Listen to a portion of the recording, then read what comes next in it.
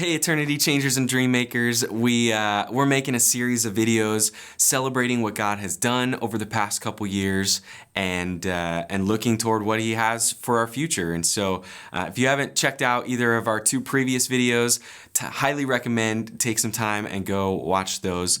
This video is going to be all about some of the amazing stories that have come out of the last 2.5 years of ministry, because we know that obviously accomplishing big things numbers-wise is important for the kingdom of God, but also that every number is an individual, and every individual has a story. And we've had some incredible interactions with individuals and families and churches over the past couple years, and so we just want to celebrate some of those wonderful things with you and bring you up to speed on them so you can be just as pumped about what God is doing as we are. So the first one of those stories that we want to talk about is a little kid, actually a couple little kids that Alyssa shared the gospel with at the Greater Homeschool Convention that we were at in June. These two wonderful, precious young little kids. Yeah, they're so cute. So we had a 3-day convention. It was really long. We were there for like 8-9 hours each day, and we even did a workshop, which was amazing and part of a different story.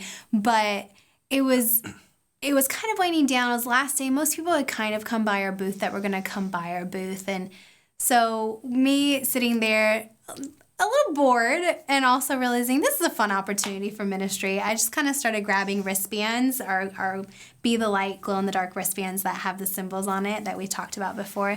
And I just started grabbing them, and as families would walk by, I would ask if I can share the gospel with their kids and give them a free wristband. And the majority of the people that were walking through our section were believers, and we knew that because we were like in the Christian corner of the convention, of the exhibit. And so it was easy for parents to say yes. And so this particular family, they stopped as a young family, and they had probably like a 6-year-old and a 3 or 4-year-old. So I get down at their level, and I'm sharing the presentation, a basic presentation with them, and they are so engrossed in what I'm saying. They're just watching it, and it was really fun to share with them. And Brian's watching the parents, and I'm engaged with the kids. And it's really cute. I have them touch each of them. I say, okay, touch the crown. And so they'd touch the crown, and I would talk to them about God. Okay, touch the broken heart. And they would touch their broken heart and their wristband, and we'd talk about sin and separation. And by the end of it, they were both so excited about what they had just learned about God. And I turn and I look at Mom, and she's crying. And she looks at Brian and I, and she thanks us. She's like, thank you. We've never heard the gospel like that before. My kids have never heard this. And she said, what you just did was so beautiful. Thank you. And I looked at her and I said, I didn't pray with them. They obviously are hungry for the information. I said, but I didn't say the prayer with them because I want you to be the one to do that. And I handed her the gospel track that had the full presentation with her. And I said, when you go home later, you can do that with your kids. Go through these symbols again on their bracelet and share with them, and ask them if they want to say a prayer because they're ready for it. And she just emotional, just excited, thanked us, and immediately wanted to know about all of the other resources at our table. So Brian starts talking to her about the resources, and her husband was there too, just kind of standing back looking at the resources and stuff. It was just a really cool moment of this family coming together and just getting excited about the gospel in such a simple way. And as we're talking to the parents, the little 4-year-old, he comes up and he taps on me, and I look down, and he presses the button. He presses the symbol on his wristband, and he says, what does this button do? He was so hungry, he wanted to hear it all over again. What does this button do? I said, oh, that button. We learn about God when we press that button. And he's like, and what does this button do? I said, oh, we learn about Jesus. Jesus loves us. Jesus came to rescue us. What does this button do? And it was really cute, and we just thought it was the cutest thing that now that's how we share the wristband with kids, is we call them buttons. We say, press the crown button, press the broken heart button. We've even had some kids say, is it really a button? What does it do when I press it? I was like, when you press it, you hear about what it means. And so it's a fun thing, but they connected so easily, and it transformed that family. They went home different with resources, a bag of resources, and Mom was excited to go home and talk about the gospel again and say the prayer with her kids, which was just really cool. And we keep hearing stories of parents getting the opportunity to lead their kids to Jesus because of moments like this, which is really awesome. Another cool story that came out of that convention was another kid that Alyssa had given a bracelet to, or a wristband to, and told the gospel to. His mom came back the next day and said, "My son told me this morning, Mom, I couldn't sleep all night last night because my wristband was glowing and I kept looking at it and I kept thinking about God and I couldn't sleep because I was just thinking about God all night." It was so cute. And they really do glow at night. When it freaks me out when I get in bed, I see it on my nightstand. I'm like, what is that? Oh, it's the wristband. So tons of great stories came out of that event alone. And so we've got lots of cool stories coming out of those times where we've hosted booths and shared resources with people, sold resources, given resources away. But another thing that we've done a lot of over the past couple years is our parenting seminar. We've developed this 3-hour seminar where families can come together and learn about our stuff. It's kind of a deep dive into our ministry, 3-hour one-shot thing where they, as a family, they'll learn a scripture together, they'll learn the gospel together, and then the kids will go to a separate room for a little while and do some other stuff there while we talk to the parents about their responsibility to be the primary disciplers of their kids and how they can do that, and that we're here to help. And so over the course of 3 hours, parents hear that they can and should be discipling their kids, that they, as a family, should be learning and sharing the gospel. Here's where to go when you have no idea what to do. Here's some great resources to get you started, and check it out. You can do it because during the course of our thing, they've done it. They have done it a couple times. And so some amazing stories have come out of those. We've done several of them. And Alyssa's going to tell you about Christa, who came to one of our parenting seminars in June or April or something like that. Yeah. So Christa came, and she's a single parent, and she loves Jesus, and she loves her kids, and she loves Eternity Changers, and she is doing a phenomenal job raising up her children to know and love Jesus. But she's been excited about the ministry, so she came to the parenting seminar, and like Brian said, she learned the gospel and just learned some principles to take home. And her daughter was there with her that day. And so her daughter heard the gospel. She got to share the gospel with her daughter there and have conversations centered around that. A few months after the parenting seminar, I got a text from Christa saying, I got to lead my daughter to Jesus last night. And I know that it's because we started the conversation at the parenting seminar, and that stuck in her heart. And we've been able to have multiple conversations around it. And last night was her night. And I just wanted to thank you because I know that it started at the parenting seminar. And that was really special. We don't always get to hear those stories. We know that there's a lot of ministry happening, but we don't always get to see it. And so to hear that story, we're like, oh, that's why we're doing what we're doing. We not only want to see parents be the ones to take up that spiritual mantle for their kids of discipleship, but we want them to be the ones that get to see their kids come to Jesus. What a powerful moment when you see somebody come to Jesus. And so for parents to be able to be the ones to see that moment and actually be the ones who facilitated that moment it's really powerful, and it's building this bond with the parents and their children that's really special. So that's really cool. And this parenting seminar idea is just growing. We've hosted with 3 new churches this year, and as well as other churches that weren't new, but with 3 new churches this year. One was all the way in Washington, D.C., and that was really amazing, and there's some great stories that came out of that. And we're in conversation with a guy in North Carolina, and he's like, how can we get this parenting seminar out there? And it's been, the parenting seminars has been really exciting to see the fruit come from that. Yeah, it's definitely the most important first step for churches and for a lot of families too, is to come to one of these. So, because it's basically 3 hours of here's why you should be doing everything that we say you should be doing. And so yeah, one that we went to in DC, the pastor and his family attended the seminar. Early on in the seminar, we talk about the gospel truths that we've gone over in our first video. If you haven't watched our first video, go back and watch that one. You'll learn about our gospel truths. But in the seminar, Alyssa teaches the motions to the gospel truth. The crown and the broken heart and Jesus and the whole heart and the house. And so we were there. We did the seminar on a Saturday, and then on Sunday we attended their church. And the pastor was talking about his experience in the seminar, and he's like, and Alyssa got up on the stage and she started sharing the motions, and she put the crown on, and then she made the heart. Everybody make a heart, and then he did it like this. Oh yeah, he did it upside down. Like, he's like, and break it. And then you do the cross, and then you bring the heart back together. Everybody bring the heart back together. And so it was a hilarious time of like, wow, this stuff is... It was really cool to see a pastor take the gospel and...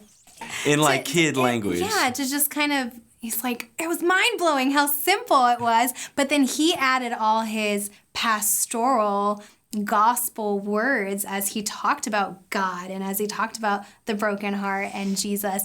And we're just sitting there like, that's so cool. We should have been filming this, because for a pastor to sit there and become passionate about the simplicity, but yet the beauty and the intricacy of the gospel and putting hand motions to it. It was really cool. It was really cool.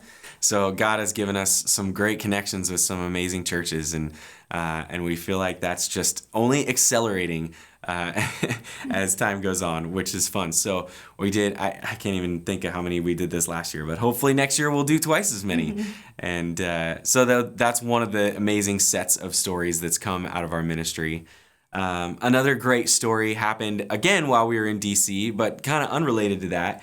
We were doing a fundraising presentation inviting this new couple to join our Dreammaker team.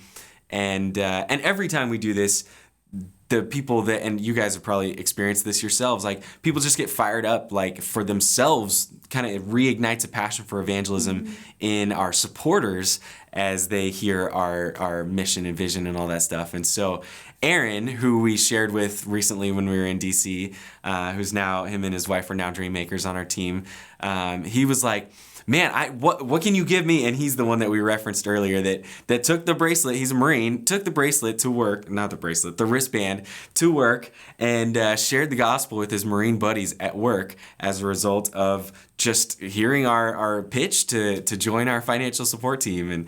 And so, people just accidentally get fired up for the gospel and for sharing Jesus all the time around us, which is pretty amazing, and not something that's necessarily like a part of our strategy, but one of the beautiful outcomes of what we're doing. Yeah, a more recent story. I was just talking to a woman yesterday that we spoke at their church last week, and she said a similar thing. She's like, after you guys spoke, I just went home and naturally I started thinking about who are the people I need to be talking to? She's like, I called my mom and I told my mom she needed to be talking to so-and-so, and I said we need to be inviting our brother, and I instantly just started thinking evangelistically and thinking about all the opportunities that are around me that I'm not taking.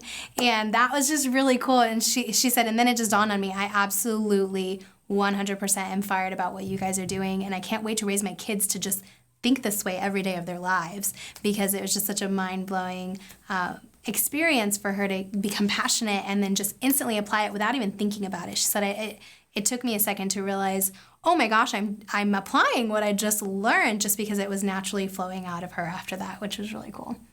And speaking of kids applying all of this stuff, we have a family friend who their oldest daughter is named Lailani, and Lailani called Alyssa one day and said... So I woke up and I had a phone call from my friend, the mom, and I'm like, oh my gosh, she never calls me at 7 a.m. Like, why is she calling?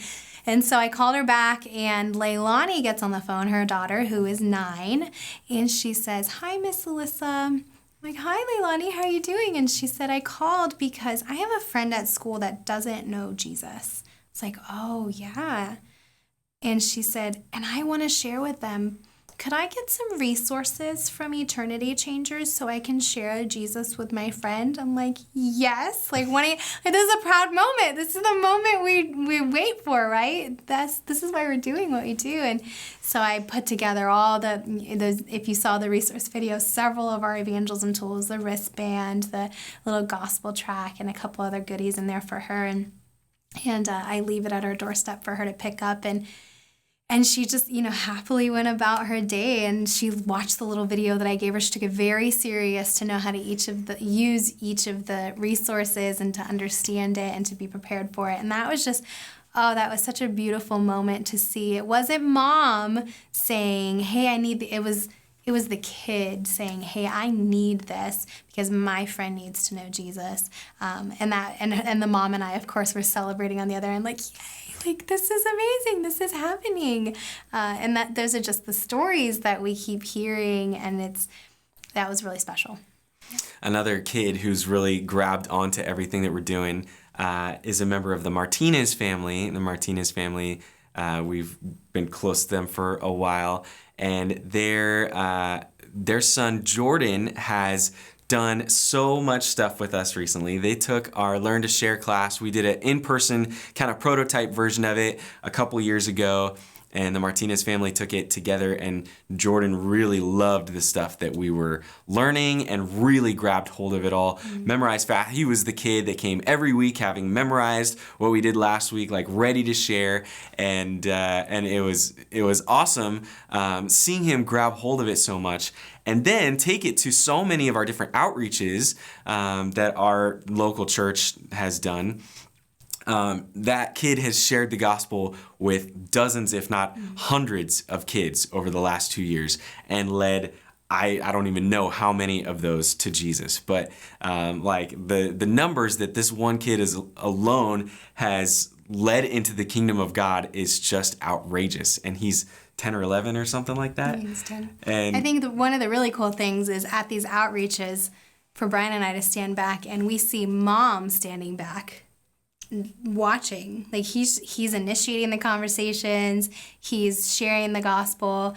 Not mom, not dad, not Ryan and Alyssa. well, we're all there doing it too. But. Yeah, but for us to turn around and just see him, all right, here we go, this is what we're doing, and like he said, grab hold of it and be excited about doing it. It's a beautiful thing when we all stop what we're doing and kind of turn and watch it like, yes, like it took us in our adulthood to learn how to do that, and he's doing it at such a young age.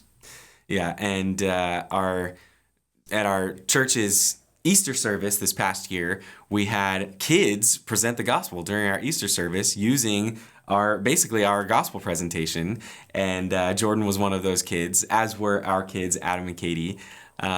So it's just, in addition to all of the like spiritual fruit of like helping kids understand how to talk about Jesus in any context, we're also teaching kids to be bold for themselves, like to stand up on a stage in front of hundreds of people as an elementary schooler and do this really important thing during the most important services of the year, to be bold like personally, but then also bold spiritually, and really fighting back the darkness in this world with the truths of God and the truths of Jesus is just absolutely amazing to witness up front. Yeah, one of the kids at the Easter event, when Brian's saying this boldness, I've known her since she was born, and her name is Trinity, and she is very soft-spoken and shy, and I don't think I've ever seen her get on a stage or want to get on a stage before, but when I asked her if she would be part of sharing the gospel, because I know she cared about the gospel, and her dad and I used to do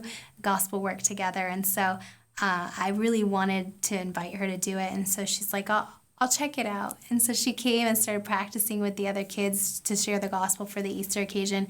And when we practiced on the stage, she said her line and she said it well, but she was very quiet. But when that day came, there was just this boldness. She wasn't afraid to look out over the hundreds of adults that were in the room. She wasn't afraid, and she spoke loud.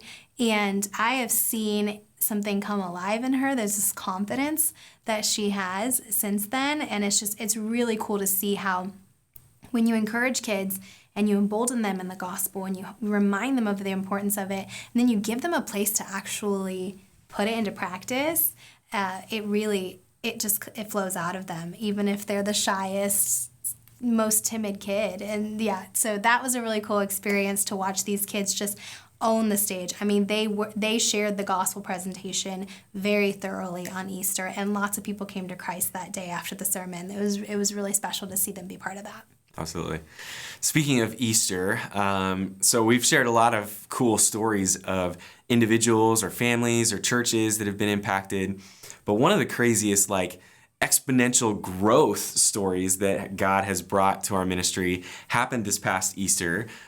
So we've been doing this ministry for maybe like almost 4 years, but COVID was the first one of those years, and there's a lot of other things like developing the nonprofit, the 501c3, and so that took some time. And so up through April of this past year, which was maybe maybe 3.5 years of doing this ministry, doing ministry, we had pulled together a community of like 600 families over the course of just 3 years. We brought 600 individuals or pastors or families into our community, and one of those pastors or families or whatever said, "Do you have anything for Easter? Like any Easter eggs, something or other that we could use for the gospel?"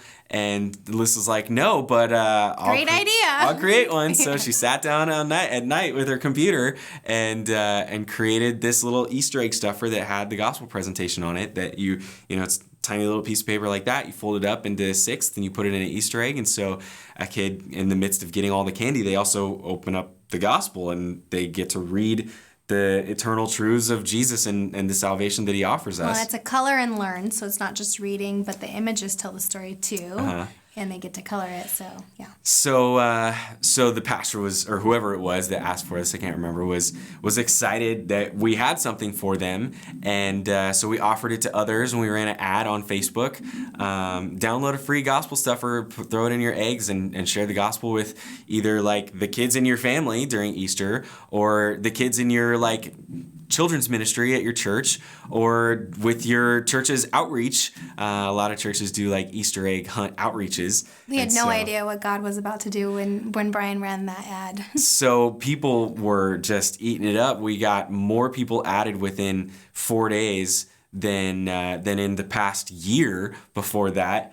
And so we decided to like double down on it and make this ad as big as we possibly could. And we added 1,500 new families. So in 3.5 years, we added 600 families. We added 1,500 families or churches in the course of or 3 individuals. weeks. And so like one of those 1,500 was our church's children's leader, who downloaded it and printed out 200 and gave away 200 of these. And so God only knows the true, like how far this actually reached, how many people actually were touched by this Easter egg stuffer. It could be in the tens of thousands even, because most of the email addresses that joined were like, so-and-so at First Christian Baptist or whatever, Or Christian Academy, so Christian schools. So we have to guess that they didn't just print one. They were one of 1,500 downloads, but they didn't just print it one time. So when we get to heaven, we'll know exactly how many people were impacted by this one thing, but that's one of our craziest stories. So we're at like 2,100 families in our community now of people that are regularly getting resources and being a part of like developing their kids or their churches or the families within their churches, which is pretty amazing. Mm-hmm. Yeah, that story was mind-blowing. Brian's been working really hard on figuring out the Facebook algorithms and ads and everything. And so that was a really cool moment. He's like, oh, okay, all that hard work, this is working. And every day I was like, look at how many, every hour, we're like, look at how many downloaded.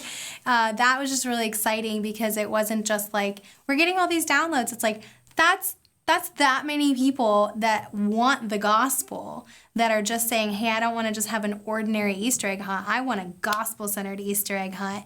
And it's just, that's what we want. We want everybody that comes into contact with Eternity Changers to leave with this new eye-opening moment of, man, we just need to be adding this into everything that we're doing. And it's that easy. You just make this simple little Easter egg stuffer, and now the gospel is going home with these children, and that's really cool. Pretty amazing. Absolutely mind-blowing how much God is expanding this, what he wants to do with it, and like so often he chooses to do something that Alyssa and I could not possibly have foreseen or predicted or tried to do if we were the ones that was trying to do it. Well, and at the end of the day, just seeing, like we said, families getting it and wanting it and celebrating the gospel. I have have several different people that every now and then will message me how they're doing with the resources in their home. And one that we really love is this family. Brian loves to describe them. It's his husband and wife who are just, we admire them so much. They love Jesus, and they are just some of the smartest, most determined, and accomplished people that we know. They are literally rocket scientists, and they just have the biggest heart for Jesus. And they have 4 kids. Their oldest is 6, so they have 4 kids under 6, which is just, their hands are full. And they, this is the perfect example of what Brian and I, when we say, what's our target? Obviously, every family needs this. But how can we help that family that's just busy, that just needs those resources that are easy to grab? Maybe they don't know how to have the conversation with their kids at that level. Maybe they don't have the biblical education behind them. That's the family that we want to help. And this family, that's them, right? They're highly intelligent people. And so for them to take that intelligent conversation down to a 3-year-old's level, that's tricky. And so they've really latched onto our resources, and one of their favorites is our table talk. And I just got a picture of the table talk sitting on their table recently. But they are fun. She filmed a video once, and it was more of a look at this chaotic moment where we're trying to have a spiritual moment and the kids are throwing food and interrupting dad. And Brian and I are just giggling, and we're like, that's so beautiful, because what she meant to be like it's funny, we're trying to do this, but it's kind of going crazy. What we saw in that moment was dad asking this deep question, and the kids are asking questions about the question before they ever answer the question. So they're like, I forget what it was. It's something to do with sin. Yeah, what is sin? And dad's like, okay, how do we explain? Okay, sin is, and so dad's explaining sin, and they're like, okay, but what does hell mean? They're just taking that conversation, and the kids are totally going with it and asking more and more questions. And dad's over there like, can we answer the question? So I can't remember if I ended up calling or texting her, but I essentially tell her, this is really cool. You're doing it.